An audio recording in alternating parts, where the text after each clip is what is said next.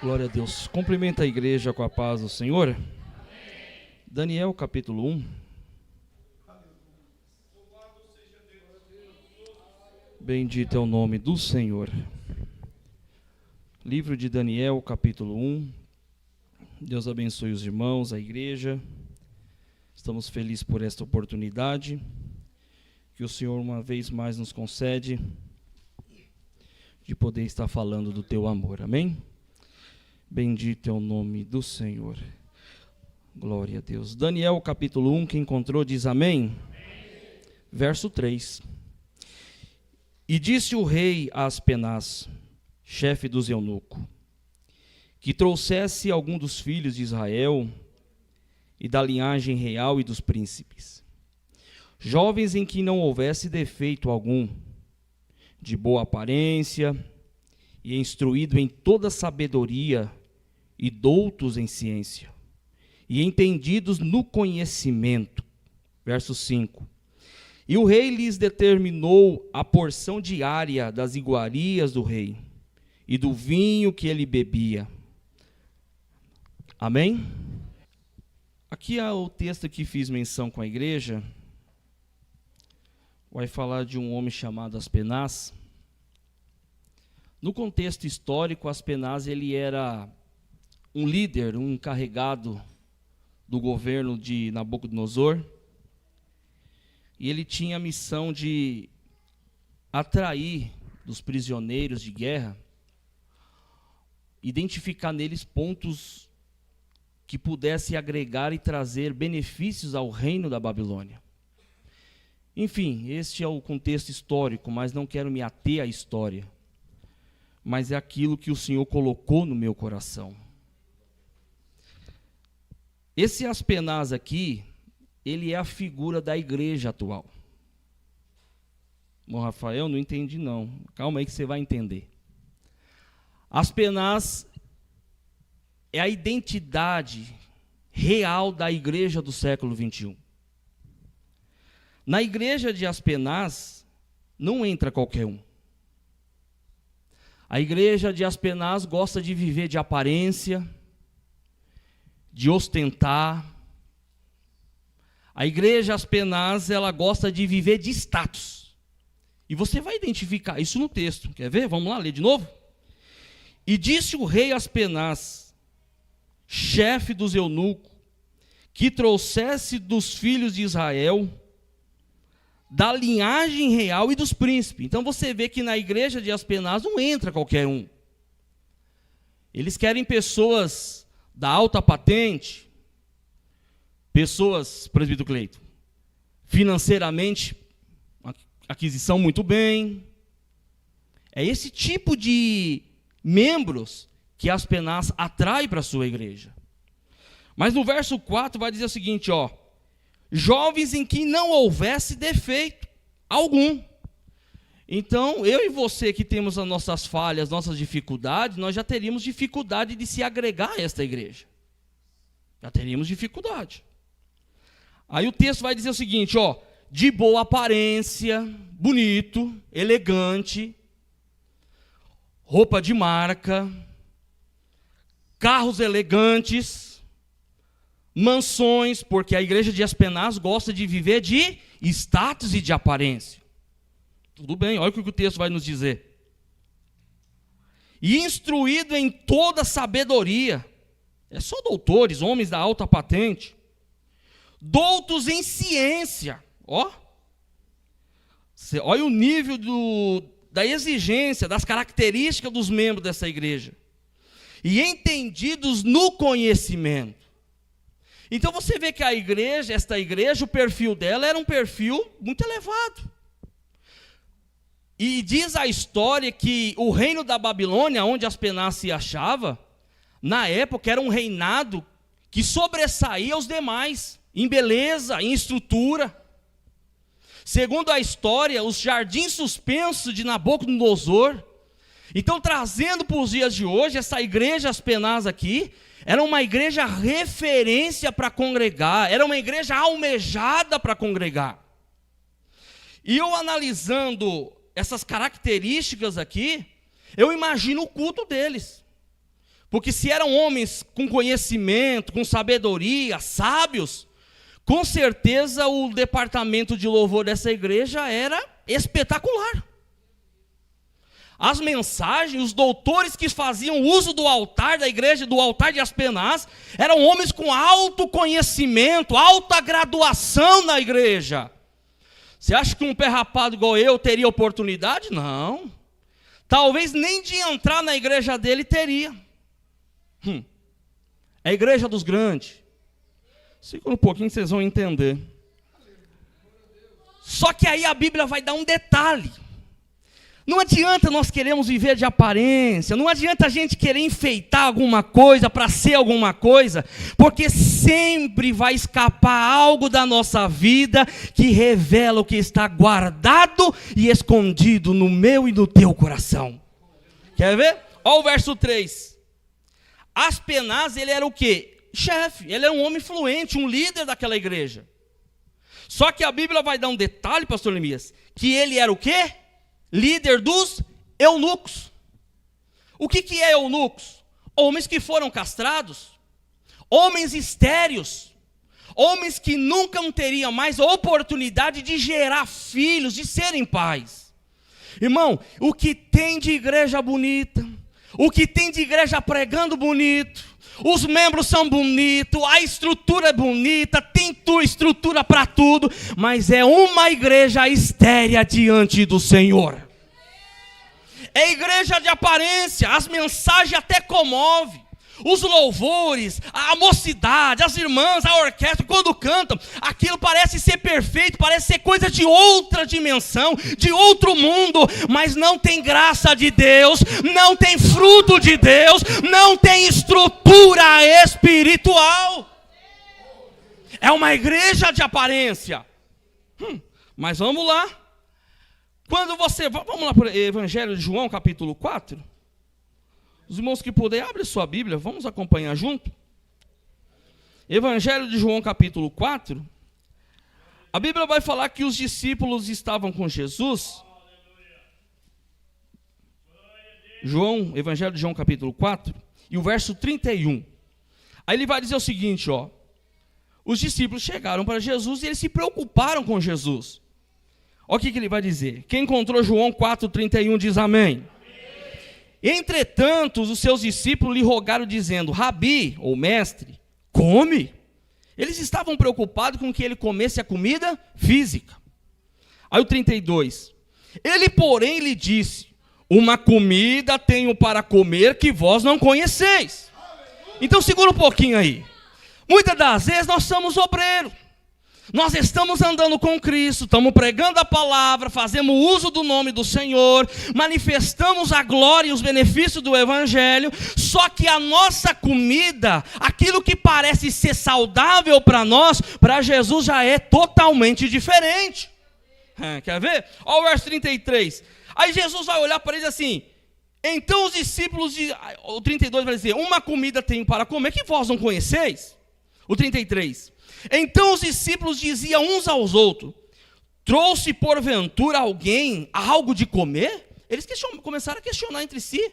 Rapaz, será que o mestre pediu alguma comida e nós não estamos sabendo? Será que pediu um iFood para ele e ele não contou nada para nós? Aí Jesus vai responder no 34. Disse-lhe Jesus, a minha comida é fazer a vontade daquele que me enviou e realizar a tua obra. O que eu vejo com isso? Enquanto nós achamos que evangelho é fazer comida, é estar em festa, é fazer banquete para todo dia, Jesus está dizendo, esta comida aí que vocês estão comendo, que vocês dependem dela, não é tudo na vida de vocês não. A comida que alegra o meu Pai é fazer a obra daquele que Ele chamou, que confiou para fazer a obra dele aqui nessa terra.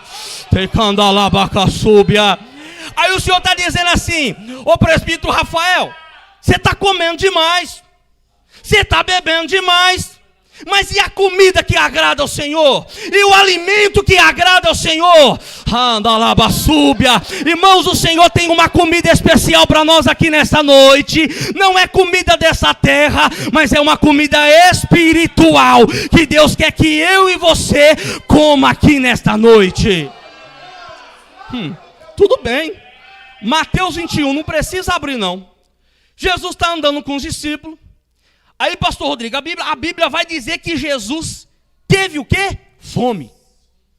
Jesus teve fome. Aí ele olha de longe e vê uma bela figueira. Alabassúbia. Ele vê uma bela figueira, toda folhida, cheia de flores. Era linda aos olhos do homem. Como muitos de nós, muitas das vezes, estão à vista de uns aos outros. Estamos bem vestidos, estamos bonitos. Na hora que Jesus chega agora e vai procurar alguma coisa para comer, e não estou falando de fruto dessa árvore aqui não. Ele está procurando alguma coisa na minha e na tua vida que possa agradar o coração do Pai. O que é que agrada o coração do Pai? É cantar bonito? É pregar bonito? É orar bonito? Não, é só fazer aquilo que Ele colocou na tua mão para você fazer na obra dEle. Irmão, não precisa enfeitar não, irmão. Eu não sei cantar, mas vai assim mesmo. Irmão, eu não tenho conhecimento, mas fala que Jesus é bom, o diabo não presta, que o nome dEle vai ser glorificado no meio da igreja. Andas. Quando Jesus começa a abrir assim as folhas e procurar alguma coisa, não achou nada. Não tinha um fruto sequer para apresentar ao Senhor. Aí a Bíblia vai dizer que o Senhor vai amaldiçoar aquela figueira. Ao ponto que Ele amaldiçoa ela, sabe o que acontece? Que ela seca, ela perde toda a beleza que ela tinha. Irmão, a beleza dessa terra vai passar. A beleza, a sua pele que hoje é lisinha, amanhã ela vai estar enrugada. Aquele homem forte, bombadão, amanhã vai estar caindo aos pedaços. Mas o que permanece é o que você plantou no reino de Deus. O que permanece é o que você fez na adolescência, é o que você fez na mocidade, é o que você fez quando você era diácono, presbítero, pastor. É isso que permanece para o Senhor. As demais coisas, passageiras. As demais coisas é passageira. Tudo bem, esta era a igreja Espenaz, uma igreja de aparência, mas porém eunuco, estéril, e não tinha nada para apresentar ao Senhor. Só que no meio de um sistema tão corrompido, que aonde o homem corre atrás de poder aquisitivo e de posição diante da sociedade, existe uma igreja que não se curvou diante desse sistema. O Senhor ainda tem uma igreja que vai pregar a palavra como ela é, vai viver como ela é, não vai se importar com as perseguições, com as lutas, mas Ele vai fazer aquilo que é a vontade do Senhor. Quem entendeu diz amém? Então tá bom, vamos lá. Quero falar um pouquinho com vocês sobre a outra igreja. Atos dos Apóstolos, capítulo 10. Se for possível, toda igreja abra a sua Bíblia. Domingo nós estávamos aqui, o pastor Rodrigo começou a pregar e começou a entrar no assunto. Eu até falei para o presbítero Nilson. Presbítero Nilson, o chefe está pregando a mensagem que está no coração. Mas amém, é confirmação de Deus. Atos dos Apóstolos, capítulo 10.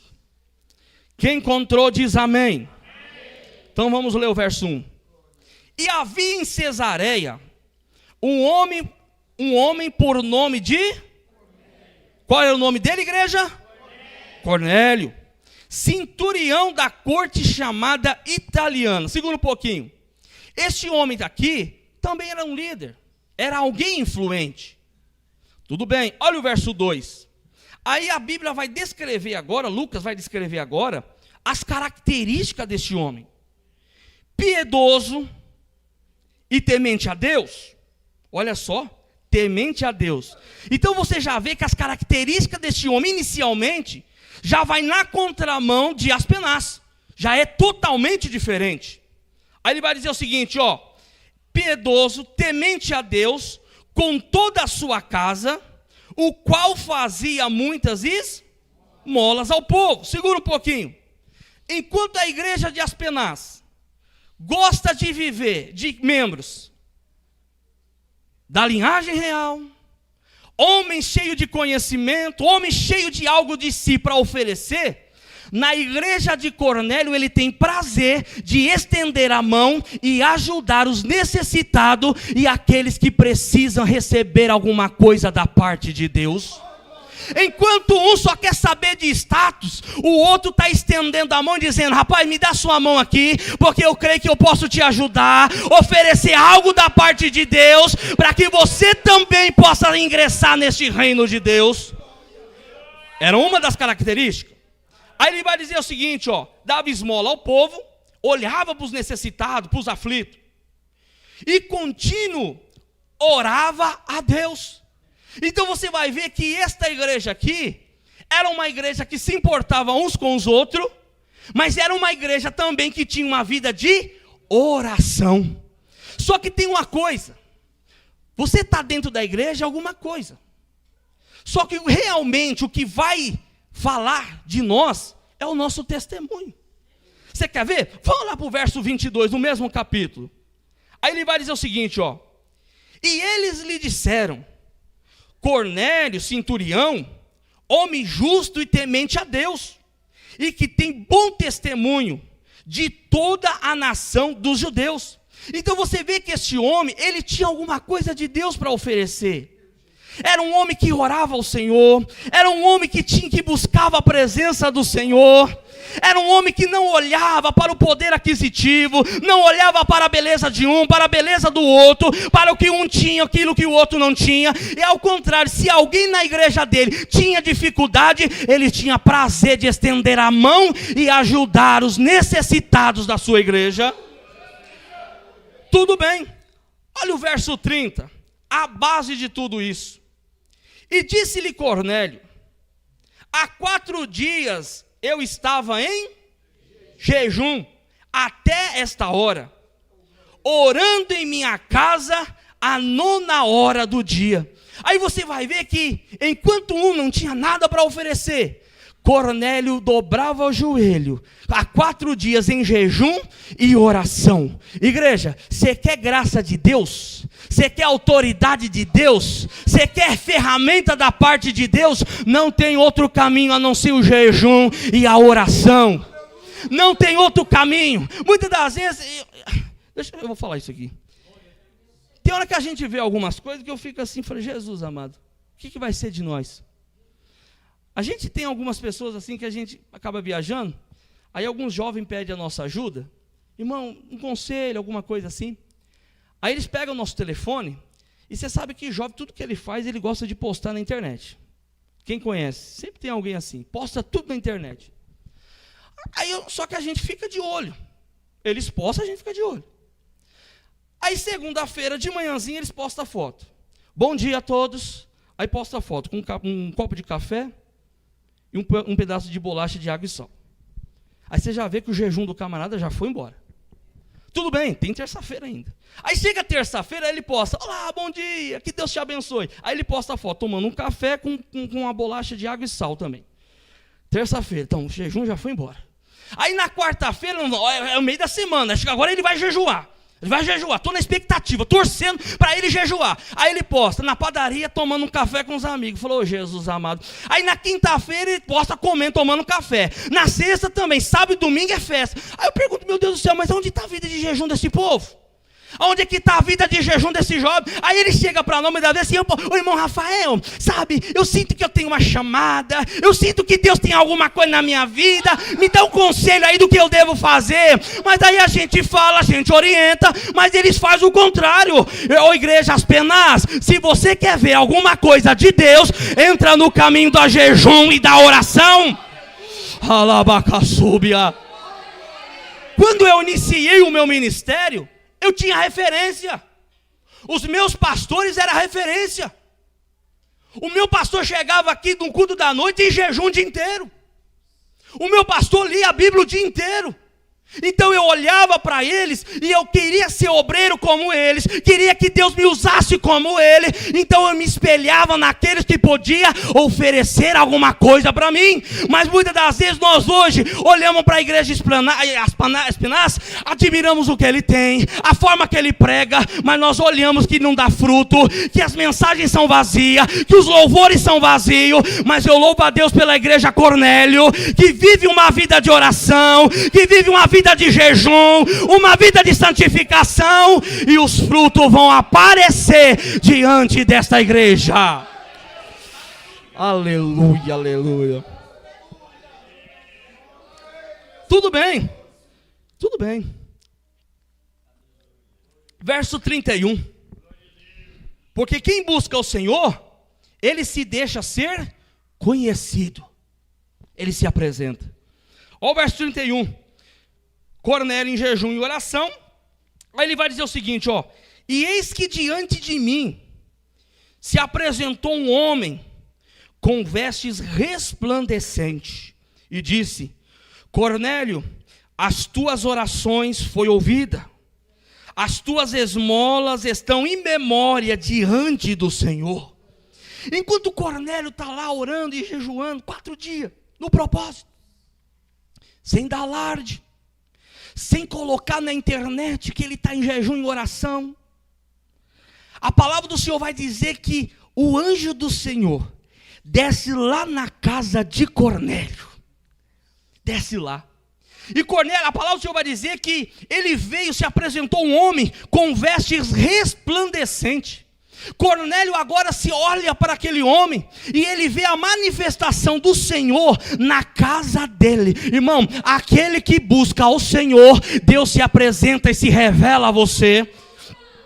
Quando Deus se apresenta a você, Ele revela para você os projetos espirituais, a chamada que Ele tem na sua vida, aquilo que Ele tem reservado para ti. Eu quero ver um homem que busca a Deus em jejum e oração, sinceramente, que o Senhor não responda com graça, com unção e com autoridade sobre a tua vida. Irmão, nós estamos nos dias que a teologia tem formado ótimos pregadores, as mensagens são bonitas, as mensagens te fazem você ficar de boca aberta, mas é vazia da graça de Deus, é vazia de dons do Senhor, é vazia de cura, de manifestação do poder de Deus. Mas muitas das vezes aquele irmão e aquela irmã que é simples, não tem todo o conhecimento da palavra, mas ela tem jejum e oração, ela tem vigilância, ela tem prudência, e esse o Senhor tem graça e condições para usá-lo e fazer dele um instrumento na mão dele. Eu já estou encerrando. Só que você precisa entender uma coisa. Se você é membro da igreja de Cornélio, você precisa estar pronto para passar por lutas. Quem já ouviu aquele ditado assim: só toma a árvore só toma pedrada porque tem fruto? Quem já ouviu isso? Você já viu alguém jogar pedra em árvore sem nada? Igrejas penais, ô presbítero Fábio, não tem luta. A sã doutrina já foi embora.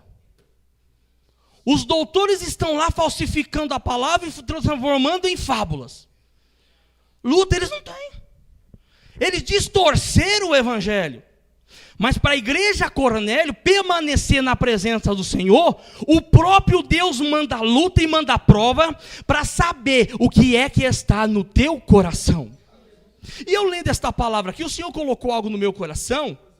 E uma das provas que o Senhor faz conosco, sabe qual que é? A rejeição. Muitas das vezes nós não estamos preparados, nós estamos preparados para pregar, estamos preparados para ser obreiro, estamos preparados para estar em atividade, exercer todo tipo de atividade dentro da igreja, mas para ser desprezado, nós não estamos. Tudo bem, vou explicar para vocês. Vamos para a palavra? Quem está com a Bíblia aberta diz amém. Atos 10, 28. Olha o que a palavra do Senhor vai dizer. E disse-lhe: vós bem sabeis. Pedro chega agora, segura um pouquinho. Pedro chega agora na casa de Cornélio. Os irmãos conhecem a história. Ele chega agora, pastor, na casa de Cornélio. E todo mundo colocou, pastor Neemias, a expectativa em Pedro. É o apóstolo Pedro. Quando Pedro chega na casa de Cornélio, Olha só o que ele vai falar para a casa que estava toda cheia. E disse-lhe: vós bem sabeis que não é lícito um homem judeu ajuntar-se ou chegar-se a um estrangeiro. Segura um pouquinho. O Pedro já chega na casa de Cornélio e já dá uma logo no peito dele. Falou assim: ó, eu estou aqui, mas você sabe que o meu lugar não era aqui. Meu lugar não era nem para estar no meio de vocês. Tá bom. Aí o texto vai continuar, vai dizer assim, ó: mas Deus mostrou-me. Quando eu li isso aqui, eu falei: opa, depois daquela paulada, Deus vai mudar o cenário. Pedro agora vai mudar a situação, vai corrigir o erro que ele estava cometendo. Mas aí não, o negócio piorou. Aí ele vai dizer o seguinte, ó: mas Deus mostrou que a nenhum homem chame comum ou imundo. No meu ver aqui, o negócio piorou. Pedro agora jogou o balde de água fria e piorou o negócio. A expectativa deles era tão grande com o apóstolo Pedro, que Pedro já chega agora dando uma mensagem dura para eles. Vocês vão entender o que o Senhor colocou no meu coração. Só que tem um porém. Uma das maneiras de nós sermos provados pelo Senhor é através das rejeições e das lutas que se levantam e se opõem contra nós. No livro de Provérbios 27:17, vai dizer o seguinte: assim como o ferro afia o próprio ferro, as pessoas aprendem uma com as outras. O que o sábio Salomão está dizendo? O seguinte: você quer crescer? Você quer ter uma estrutura sólida espiritualmente? Você vai ter que aprender a lidar com as indiferenças do teu irmão. Você vai ter que ter estrutura para ouvir um chacoalhão e não abrir mão das promessas que o Senhor fez e colocou nas suas mãos. Porque naquela hora, Cornélio, eu imagino Cornélio com a mão esquerda segurando o insulto, presbítero Isaac, a ofensa do apóstolo Pedro, e da outra mão segurando o quê? A presença do anjo, as promessas do anjo sobre a tua casa. Aí numa situação como essa, muitos Cornélios que estão na igreja, aí em vez de ele analisar qual delas vale a pena, aí ele cata as promessas de Deus, a visita do anjo, a promessa sobre a casa, joga no lixo e fica se alimentando das palavras que aquele falou, que aquela se manifestou, e ele esquece dos projetos de Deus. Aí você vê uma igreja entristecida, uma igreja amargurada, uma igreja que não cresce espiritualmente, porque fica se alimentando de palavra negativa, de pessoas que estão dentro da igreja, que muitas das vezes não é o diabo usando, mas é o Senhor usando para provar você e criar uma estrutura sólida para você estar na presença do Senhor. Alabacaçúbia. Com ferro afia ferro. Salomão vai dizer isso. E com a pessoa você aprende com ela. Só que Cornélio era um homem de jejum e oração. Era um homem estruturado por Deus. Eu imagino ele olhando para uma mão, olhando para a provocação e olhando para a bênção. E Cornélio não deixou aquelas palavras entrar no teu coração. Sabe o que o Senhor falava para mim enquanto ele me revelava isso? Que muitas das vezes dentro da igreja de Cornélio tem as penas que não dá mais fruto por causa de palavras, por causa de comportamentos que feriram o teu coração. Mas só o que Deus colocou na tua mão é muito maior. E tem um valor muito maior do que uma ofensa, do que uma palavra mal falada. Não despreza a tua chamada, não troca o teu ministério. Se falarem, entra aqui e sai aqui, não deixa descer para o coração, porque o que Deus vai fazer na tua casa, Cornélio, é muito maior que você imagina. E antes da bênção se manifestar sobre a tua casa, Deus vai permitir você ser provado pelo teu pastor, pelo teu dirigente, pela líder da mocidade. Um por outro o Senhor vai usando, mas fica na posição que Deus te colocou, porque fazendo assim você será aprovado pelo Senhor. A mesma pessoa que foi usado para provar foi a mesma pessoa que Deus usou através da palavra, e a Bíblia vai dizer que enquanto Pedro pregava, o Espírito Santo desceu sobre a casa de Cornélio e batizou todos com o Espírito Santo. Línguas de fogo foram repartidas sobre aquele ambiente. Aí Pedro olha e fala o seguinte: o que impede vocês de descerem as águas e cumprir com a justiça divina do Senhor? Você está vendo que muitas das vezes você ficar de boca fechada vale a pena, traz benefícios, traz promessas de Deus, traz realizações ministeriais. Basta nós fecharmos a nossa boca e buscar a presença do Senhor. E o que me chama a atenção, sabe o que é? Já estou encerrando. Enquanto a igreja de Espanás comia as iguarias do rei todo dia, bebia vinho todo dia, tinha porções todo dia, na igreja de Cornélio tinha jejum e oração. Qual é o segredo? Não estou falando que você vai morrer de fome, pelo amor de Deus, não faça isso. Mas se você tem objetivos espirituais, você vai ter que abrir mão de alguma coisa. Enquanto um é eunuco, o outro está desfrutando das bênçãos espirituais da parte do Senhor. Quem entendeu diz amém. 1 Samuel, e aqui eu encerro nesse texto. Eu pregar uma mensagem dessa aqui e dizer que Aspenaz está perdido, não tem solução, seria uma injustiça. Não seria, irmã? Seria, né, irmã Nice? Porque a igreja Cornélio desfruta. Aspenaz está lá, meio estéril, não dá nada. Mas quem crê que o Senhor abre a madre e dá fruto para a tua igreja? Se porventura tiver um Aspenaz em nosso meio aqui, tem um conselho da parte de Deus. Deus pode abrir a tua madre espiritual e fazer você gerar filhos na presença do Senhor. 1 Samuel capítulo 1, verso 9, quem encontrou diz amém. Olha lá. Então Ana se levantou, depois que comeram e beberam em Siló. Segura um pouquinho. Siló era lugar do quê? De adoração. Mas dentro aquilo que o Senhor colocou no meu coração, Ana estava enchendo o bucho, comendo e bebendo, no lugar que era um lugar de adoração. Nós estamos invertendo as coisas. Em vez de nós orar e jejuar, buscar a face do Senhor, nós estamos fazendo festa e banquete. Tudo bem. Olha o verso 10. Ela, pois, com amargura na alma, segura um pouquinho. Uma pessoa estéril, irmão, ela vive em angústia. Uma pessoa que não tem nada de Deus para oferecer, ela vive numa vida de angústia. Ah, Jesus, tem tantos pontos na Bíblia aqui, mas não dá tempo. Vamos lá, tem. Você lembra de Raquel, mulher de Jacó? Ela viu Lia dando fruto, dando filho, e a Bíblia vai dizer que ela invejou a irmã dela.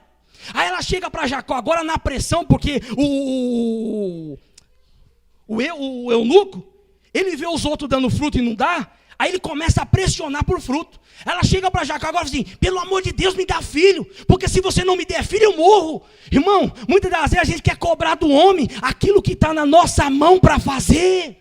Aí nós queremos que o pastor faça isso por nós, o dirigente faça aquilo por nós, mas o que você está fazendo para merecer a oportunidade da parte de Deus? Nós somos bons para cobrar, para fazer pressão, jogar o pastor dirigente na parede e querer alguma coisa. Mas o que você está fazendo? O que você está plantando, Raquel? O que você está plantando?